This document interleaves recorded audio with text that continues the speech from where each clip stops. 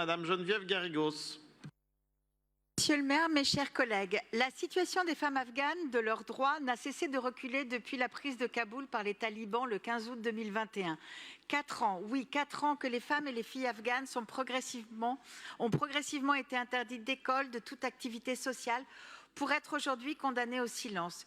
Une situation qui a amené les Nations Unies à dénoncer l'apartheid de genre mis en place par les talibans et que la Cour pénale internationale a, elle, de son côté, requis en janvier dernier des mandats d'arrêt contre 2 hauts dirigeants accusés de crimes contre l'humanité pour violation systématique des droits fondamentaux des filles et des femmes du pays.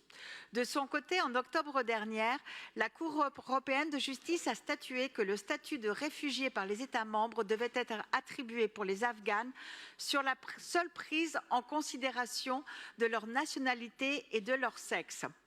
Le 4 février, Radio Begum et la chaîne de télévision Begum TV, créée pour diffuser les cours de la Begum Academy, soit l'intégralité du cursus scolaire afghan aux 3 millions de collégiennes et lycéennes privées d'éducation, pour contourner la censure imposée par les talibans et les empêcher de réduire au silence la voix des Afghanes, eh bien, cette radio et cette télévision ont été suspendues durant plusieurs semaines, accusées de collaborer avec des médias étrangers, de leur fournir des contenus susceptibles de porter atteinte à la sécurité nationale.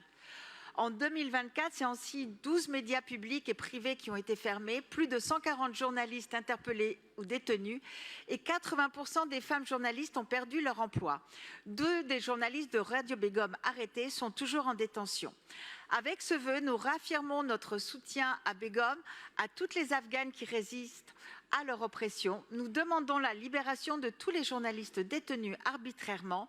Mes chers collègues, les crises se succèdent aux crises, émoussant la visibilité des plus anciennes.